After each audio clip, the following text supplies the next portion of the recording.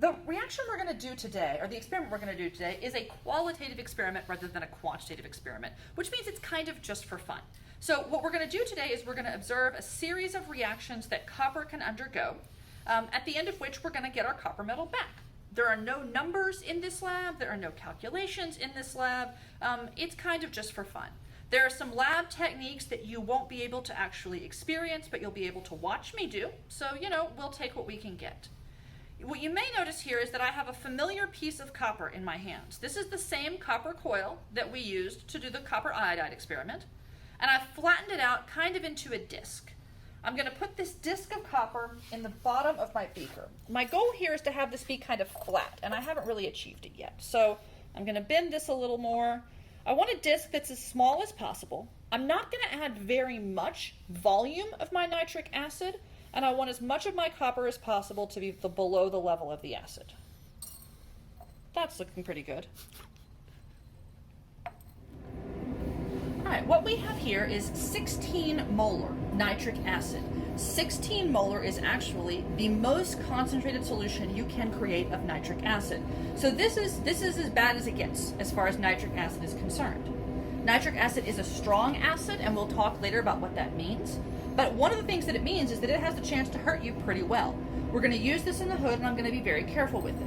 If you were here, we'd have one graduated cylinder set in the hood for everybody to use, so we didn't end up with a whole lot of cylinders that had a little bit of nitric acid left in them. The lab tells me to add 5 milliliters. I'm going to pour this carefully, but it turns out because this solution is so viscous, it's actually relatively easy to pour.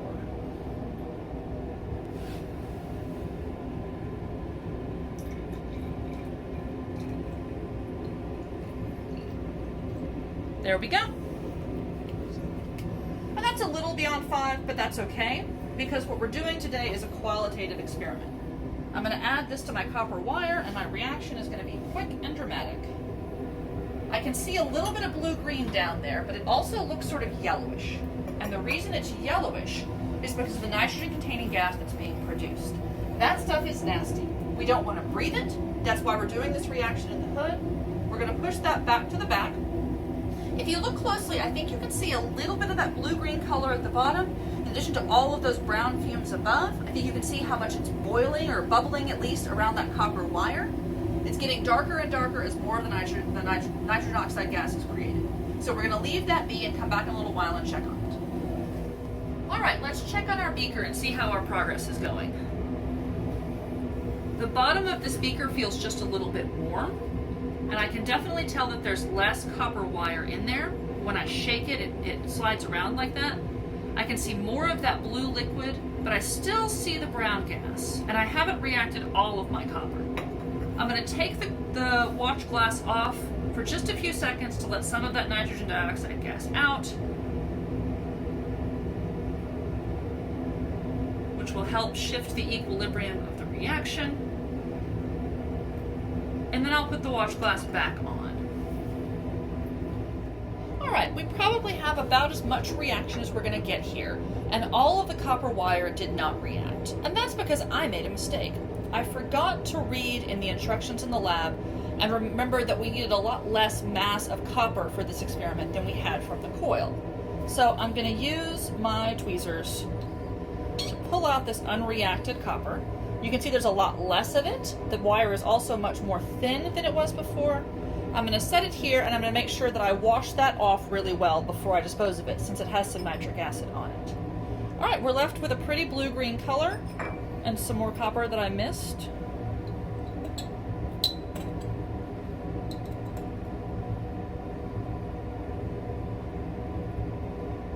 And one more piece in there. There we go. The next thing we're going to add is 15 milliliters of distilled water. This is just going to give us enough volume to make it easier to work with. It's also a good test to make sure that we don't see any more brown gas coming off, which we don't. So now we can take this back to the lab bench for the next step.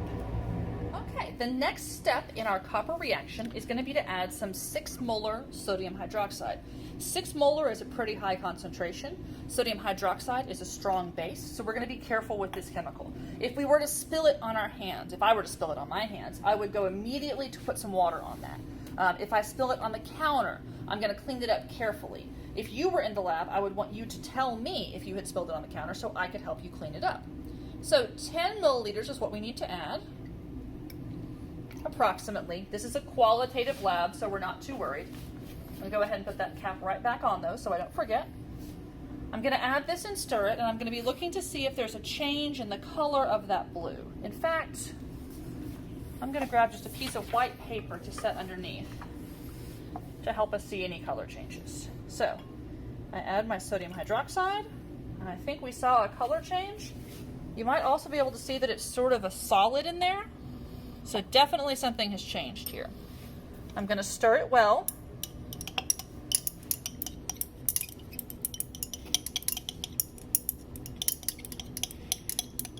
And the color lightens slightly.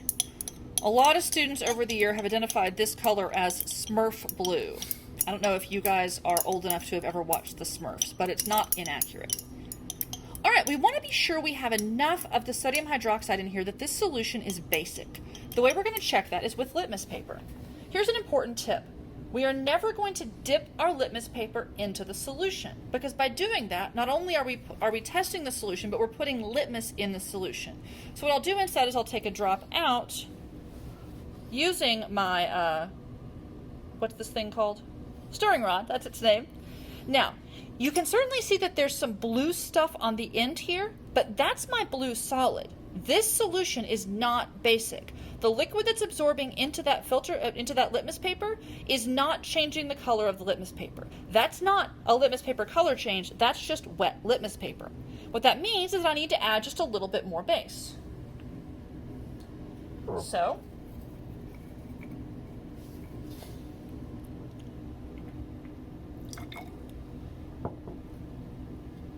I'm going to add just a little splash more. I'm not even going to measure this splash, honestly. I'm going to add, I'm going to stir.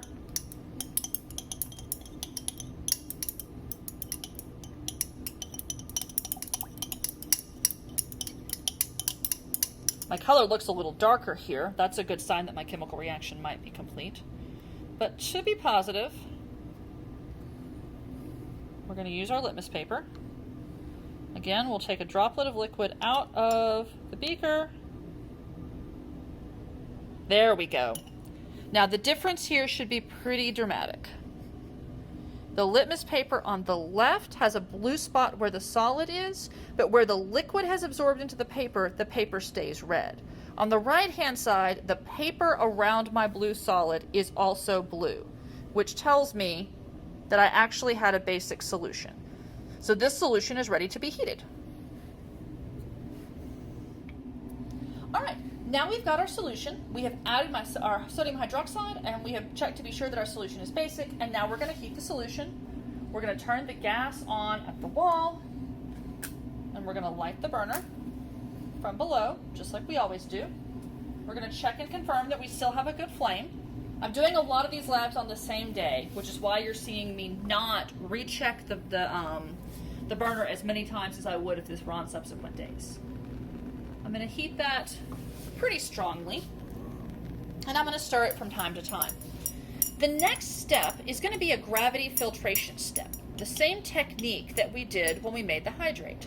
So I'm going to go ahead and get my filter and my funnel ready. Last time I didn't show you how to fold the filter paper, so this time I am. The filter paper is round, and if we just set it in the funnel, that's not going to work very well. The simplest way to turn down our heat a little there. If you look in here, we can see the color change already happening. It's kind of pretty, right? The little dark swirl happening in the middle of our Smurf blue.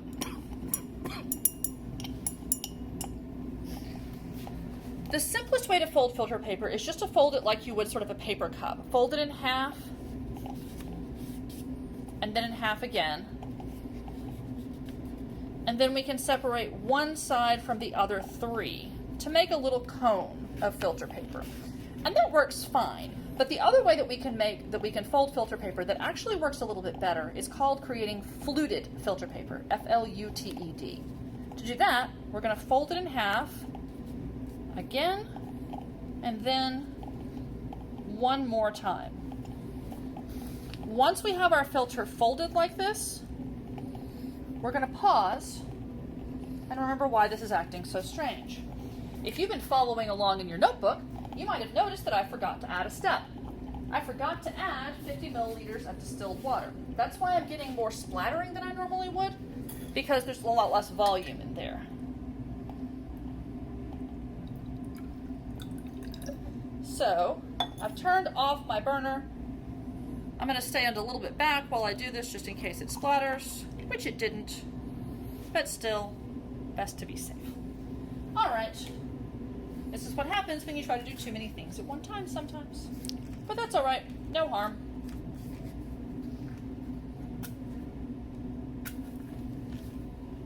We're going to turn our burner back on and get back to heating and get back to making our fluted filter paper. So now I have all of these folds, and I'm going to unfold and refold them so it's accordioned all the way around. I want it to alternate an in fold and an out fold, an in fold and an out fold. So some of the folds are going to be correct, and some of the folds I'm going to have to sort of switch the direction on as I go.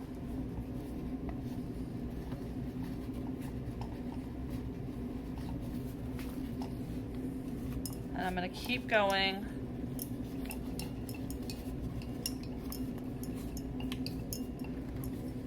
All the way around.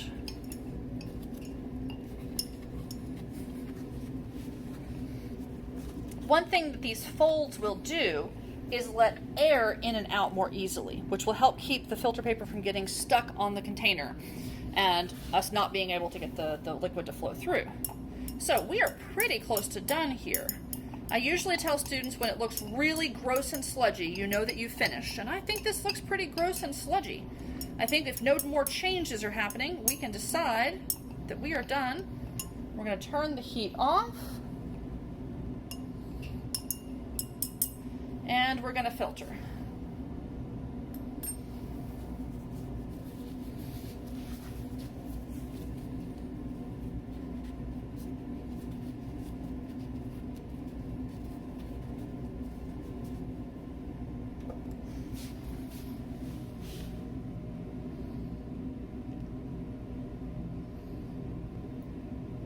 Now, the black sludge here is the copper oxide. The black sludge is the thing we're trying to keep. The filtrate, which is the liquid that's going through the filter paper, is what we don't need. So I'm going to pour slowly. I don't want to overfill my filter paper. Obviously, that's going to sort of defeat the purpose. If I put too much in here and it overflows, then no filtration is actually going to happen. All of my liquid needs to actually go through the filter. Swirling a little bit to make sure that that solid is still suspended in the liquid.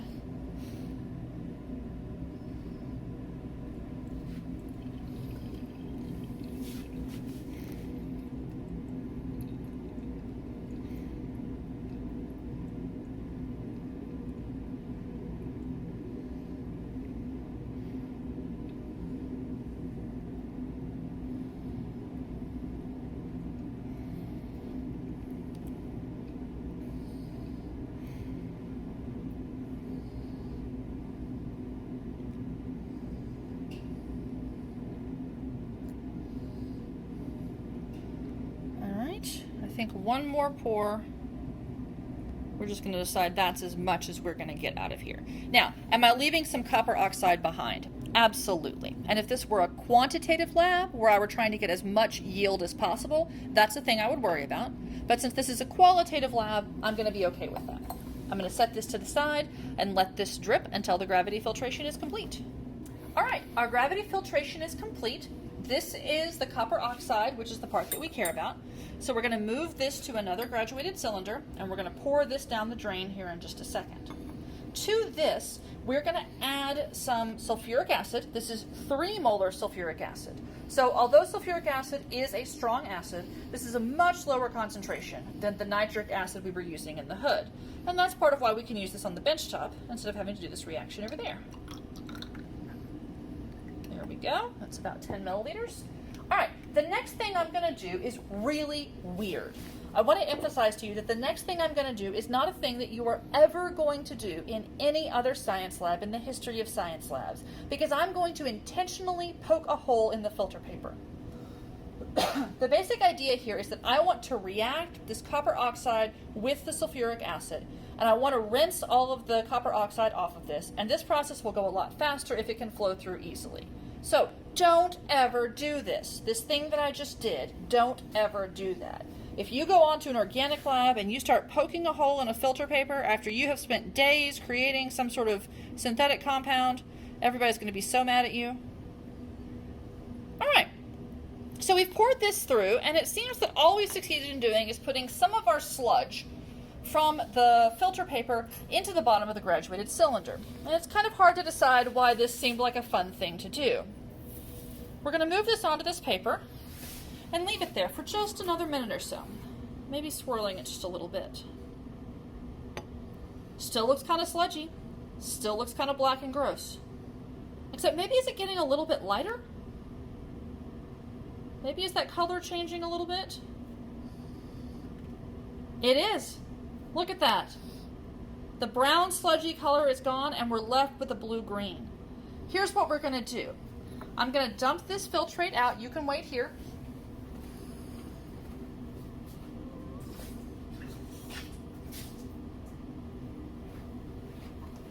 Because this is a qualitative lab, I just gave this Erlenmeyer flask a quick rinse. So we're going to shift this from one to the other. And now we're going to pour this liquid through the copper oxide again. And what comes through is going to be gross brown sludge.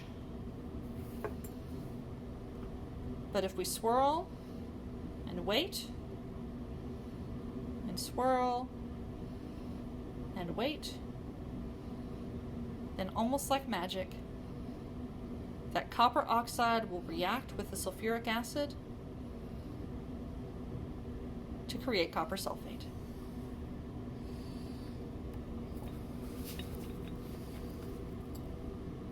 Every time the copper oxide drips down into the solution, this will be any of you who have done titrations will feel like this looks a little bit familiar. All right, we're just going to switch back and forth.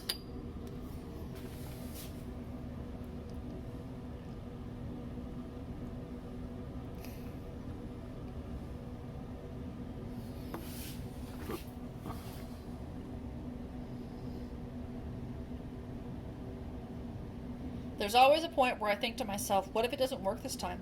What if there isn't enough sulfuric acid? What if it won't react the copper oxide? What if it stays gross and sludgy forever? And yet,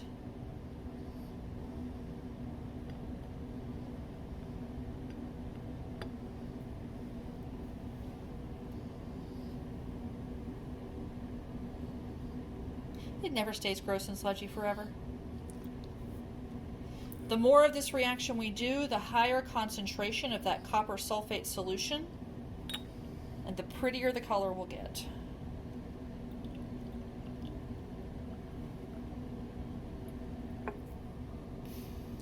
This is one of the labs that I'm the saddest that you all are having to watch instead of getting to actually do yourselves.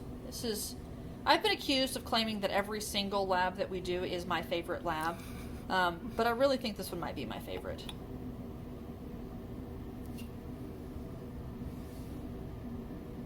I'm aware of what a big nerd I sound like, but watching chemical reactions just never stops being fun for me.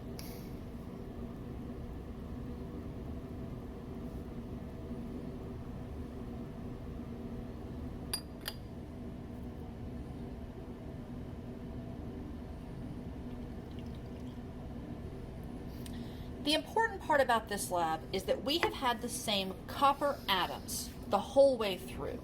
So to begin with, we had metallic copper. We had that characteristic sort of yellowish reddish color metal, which has the properties of a metal. You watched me bend it, you watched me rearrange the coil. It's shiny, it's silver, or not silver, but solid. I dissolved it in the nitric acid to make a copper nitrate solution, which was a blue, a little bit of green blue, but not quite this green. Then I added sodium hydroxide, which changed that copper from copper nitrate into copper hydroxide, which is a different copper compound, still made of the same copper atoms. When I heated that reaction mixture, I changed the copper hydroxide into copper oxide. That's that brown sludge stuff that we have up here. And now we're reacting the copper oxide with sulfuric acid to make copper sulfate. So far we've seen metallic copper, we've seen copper nitrate, we've seen copper hydroxide, we've seen copper oxide, and we've seen copper sulfate. But in every case, it's those same copper atoms. Sometimes they've lost electrons to form positive ions, but it's the same copper atoms the whole way through. Their chemical properties change, their physical the physical properties of their compounds change, let's say that, and the physical properties of their compounds change. But fundamentally, it's all the same copper that we started with.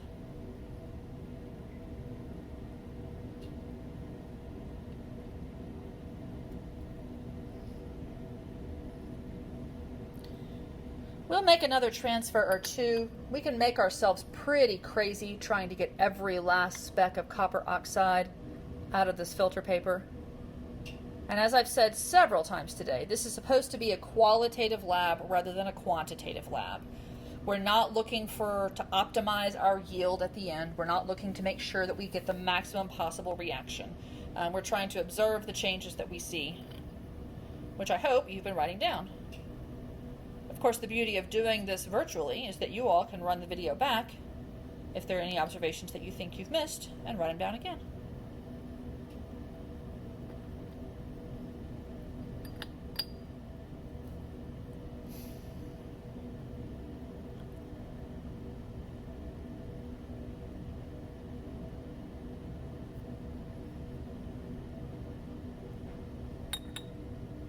All right, I think we're going to call this the last one.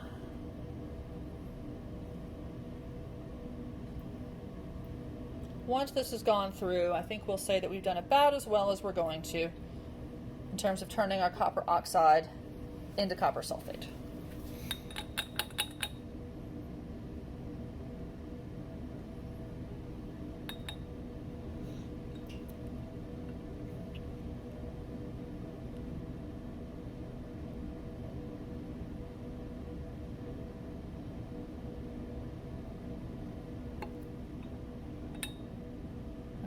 I'm going to leave my funnel behind, and I'm going to take this flask over to the hood to do our very last reaction. The last thing we're going to do is add some zinc. This is just metallic zinc, so I can hold it in my hand. It's these fun little sort of flaky bits. I'm going to drop them in.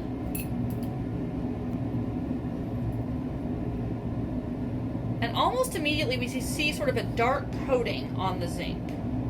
Sometimes if we're careful, we can see some bubbles forming. There you go. Can we see tiny, tiny bubbles forming off of that zinc down there? The zinc is reacting with the copper ions in solution. The zinc ions are going to go into solution. There we go. Can you start to see the color of the copper? Can you see that reddish brown color that's characteristic of copper on the zinc? We're getting our metallic copper back. I want to leave this in the hood for a little while so that we can form some more copper. Also, if we leave it long enough, we will sometimes see the blue color of the solution decreasing. Zinc sulfate, which is the solution that we're forming here, is colorless. So the longer it stays and the more copper reacts and the more zinc is in solution, the less color we should see. All right, let's take a look at how our zinc has done in here. Wow, we can see lots of that reddish copper color, can't we? Lots of the copper is there. The bubbles have stopped, and I'm not sure you can really tell a difference in the color of the solution. Maybe it's a little less dark than it was at the beginning. If we left it long enough and added enough zinc, that would happen. So the cool thing here is that we have returned to that copper metal that we had at the very beginning of the experiment. I told you the copper ions were there in all the different solutions that we saw, and here they are back again at the end. The last last few labs we've done have had a fair amount of calculations. Not the hydrate synthesis as much, but figuring out which one the hydrate was. And the ones from last week with the copper compound and the density definitely had some calculations. Today's lab is kind of just for fun. So as you were watching the copper reaction, you may have noticed that there weren't really any numbers in there, and there aren't. So as you look at the handout, you're going to find that there are no calculations to be done. Instead of data, you're going to write down observations, and in your conclusion, you're going to talk about what you saw and what you learned. This is a fun one. It's more fun when you all are able to do it in person, but I hope you enjoyed watching it just the same.